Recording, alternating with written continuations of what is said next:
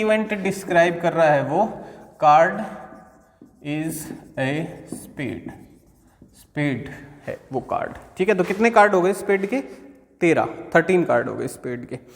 और एफ है the card run is an S. ठीक है, F card is an S, ये इक्का। ठीक है, तो ये 4 होते हैं और अलग अलग कलर के होते हैं। ठीक है, तो इनकी प्रोबेबिलिटी फाइंड आउट कर लेते हैं हम। ठीक है, so probability of E equals to favourable events के कितने हो जाएंगे? स्पेड होते हैं 13 और टोटल कार्ड हो गए 52, यानी ये आ गया 1/4। Probability of F equals to इक्के एस 4 होते हैं और टोटल ताश होती है 52, तो 1/13। तो प्रोबेबिलिटी ऑफ एफ 1/13 हो गई। अब इनका intersection, probability of E intersection F, यानी कि जो कार्ड हमने ड्रॉ किया, जो कार्ड हमने ड्रॉ किया वो क्या है? वो एक स्पेड भी है और एक एस भी है। ठीक है, तो ऐसा एक ही कार्ड होगा, तो वो 1/52।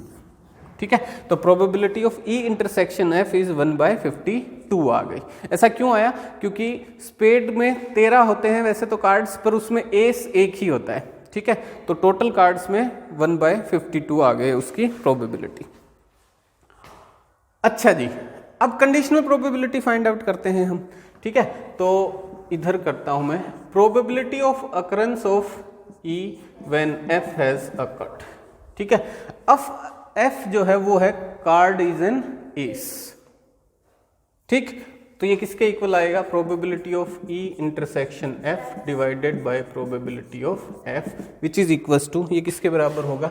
ई इंटरसेक्शन एफ की प्रोबेबिलिटी क्या है? 1/52 डिवाइडेड बाय एफ की प्रोबेबिलिटी, कहाँ गया एफ? ये रहा, 1/13, यानी कि 1/52 into 13/1 cancel out 1/4 which is equals to 1/4। देखो प्रोबेबिलिटी ऑफ ई है।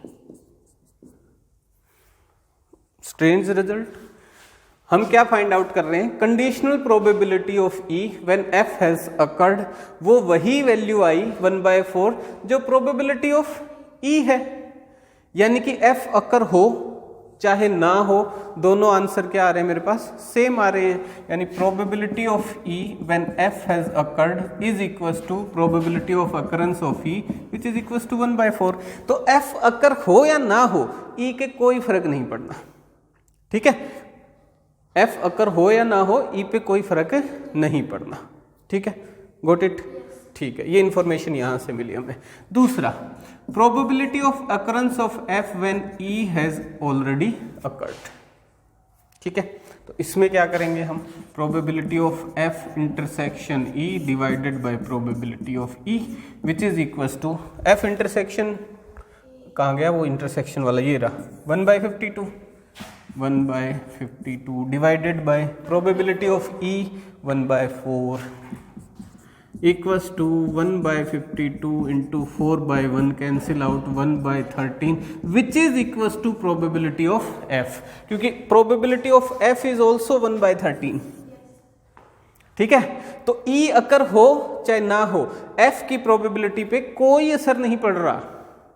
ठीक है, तो ऐसे इवेंट्स को क्या कहेंगे हम? इंडिपेंडेंट। डिपेंड नहीं हुआ ना। अब देखो, ई की प्रोबेबिलिटी भी वही है जो ई व्हेन एफ हैज ऑकर्ड की है। ठीक है, तो एफ अकर हो चाहे ना हो, उसकी प्रोबेबिलिटी सेम है। इसी तरीके से probability of occurrence of F is equals to probability of occurrence of F when E has occurred which is equals to 1/13। तो इस पे भी एफ इवेंट पे भी कोई फर्क नहीं पड़ रहा, ई इवेंट अकर होता है या फिर नहीं होता है। इसकी वजह से वो होता रहो चाहे ना होता रहो।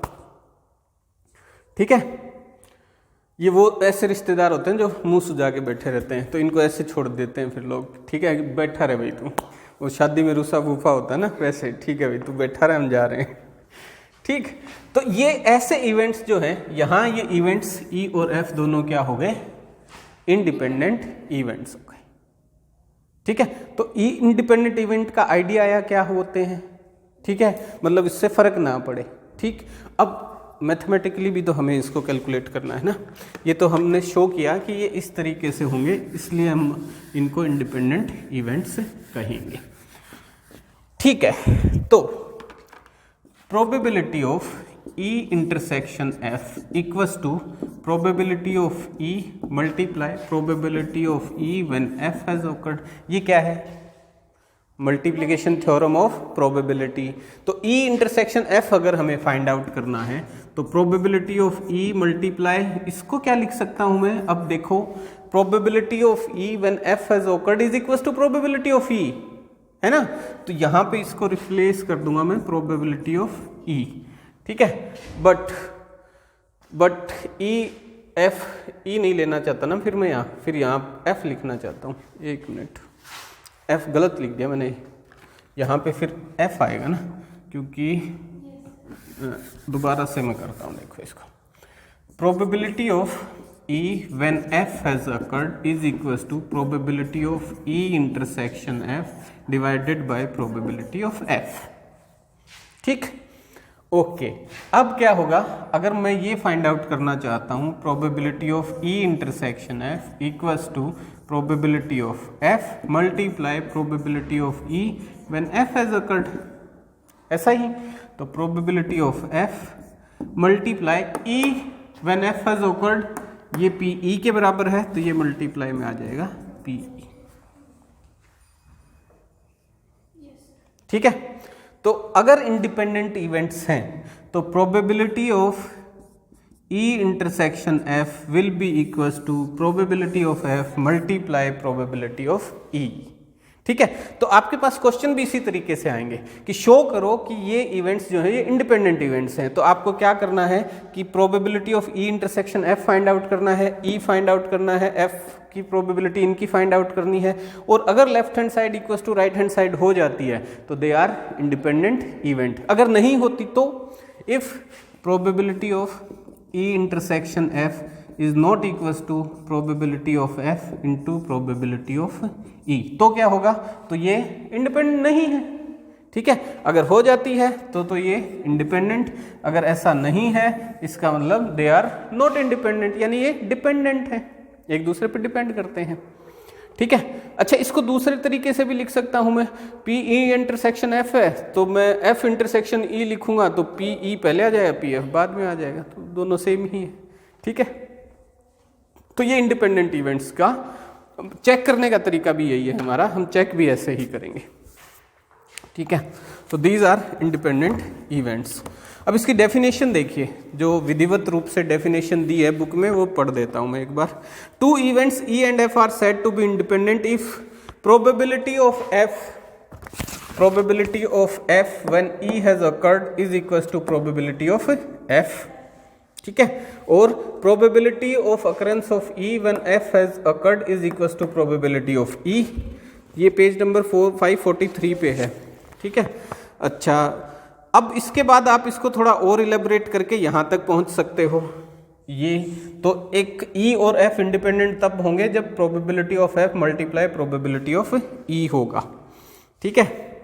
चलिए जी, सो ये इंडिपेंडेंट, हाँ, इस रिलेशन को लेके और डेफिनेशन 3 लिख रखी है उन्होंने कि let E and F are two events associated with the same random experiment. ये ध्यान रखना, वो सेम एक्सपेरिमेंट के होंगे events. Then E and F are said to be independent if probability of E intersection F equals to probability of E multiply probability of F, ठीक है। तो ये दो डेफिनेशन भी हैं इसमें और वो इसी रिलेशन को शो करती है। उसके बाद रिमार्क्स हैं, इसको देखना एक बार ध्यान से। ये मिटा दूं? ठीक है। फर्स्ट रिमार्क्स क्या है देखना, बोलना जरा क्या है।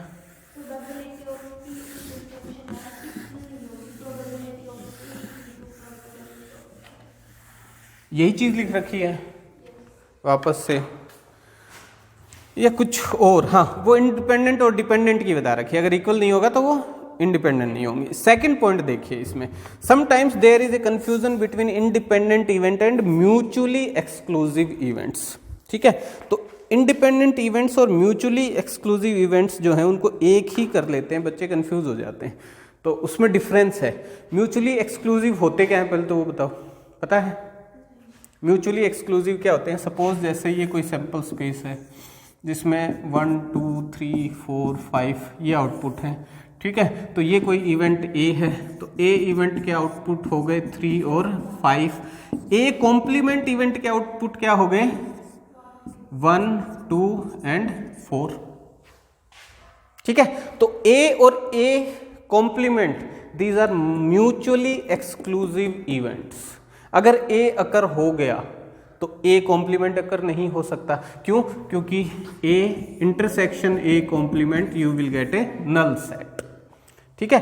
तो म्यूचुअली एक्सक्लूसिव का मतलब हुआ कि एक अगर अकर हो गया तो वो दूसरे की संभावना, दूसरे की प्रोबेबिलिटी पूरी तरीके से खत्म, ठीक है। अगर ए कॉम्प्लीमेंट अकर हो गया इसका मतलब एक अकर होने की कोई प्रोबेबिलिटी अब नहीं है। Got it? ठीक है। So these events are mutually exclusive. But ये तो डिसाइड हुआ आउटपुट के बेस पे, ठीक है। जो टोटल सैंपल स्पेस के और सबसेट्स बने उसके बेस पे डिसाइड किया हमने कि ये म्यूचुअली एक्सक्लूसिव हैं या नहीं है। जबकि इंडिपेंडेंट इवेंट्स हम किसके बेस पे डिस्क्राइब कर रहे हैं?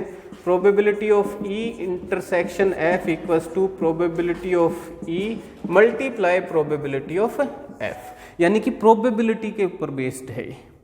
इंडिपेंडेंट इवेंट्स हम डिस्क्राइब कर रहे हैं अकॉर्डिंग टू प्रोबेबिलिटी, ठीक है। उनके प्रोबेबिलिटी के बेस पे डिसाइड है इंडिपेंडेंट इवेंट्स, और आउटपुट के हिसाब से डिसाइड है म्यूचुअली एक्सक्लूसिव, ठीक है। क्लियर है बात? म्यूचुअली एक्सक्लूसिव इवेंट्स जो होंगे वो कभी भी इंडिपेंडेंट नहीं होंगे, ठीक है। म्यूचुअली एक्सक्लूसिव इवेंट्स कभी भी इंडिपेंडेंट नहीं होंगे, ठीक है। और जो इंडिपेंडेंट इवेंट्स हैं वो ज़रूरी नहीं कि म्यूचुअली एक्सक्लूसिव हों, वो ना भी हों, उनके बीच में कोई कॉमन एलिमेंट भी हो सकता है, क्योंकि वो डिसाइड कर रहे हैं हम अकॉर्डिंग टू प्रोबेबिलिटी, ठीक है। तो ये इसमें इसको निशान लगा लेना, इस पर कोई 1 मार्क क्वेश्चन या इस टाइप से आ सकता है।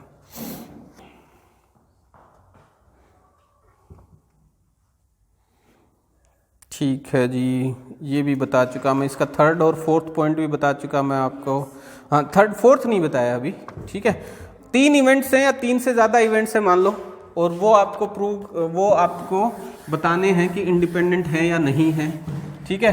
तो ए बी सी या डी कोई 4 इवेंट्स हैं मान लो, तो वो आपको बताने हैं इंडिपेंडेंट है या नहीं। तो probability of A intersection B intersection C intersection D will be equals to होनी चाहिए probability of A into probability of B into probability of C into probability of D. अगर ये सेटिस्फाइड है, ये मैंने 4 लिए हैं, बुक में 3 ले रखे हैं, इससे ज़्यादा हो तो भी हम ऐसे ही चेक करेंगे। कितने भी इवेंट्स हों, अगर वो इंडिपेंडेंट होंगे तो left hand side will always be equals to right hand side, ठीक है।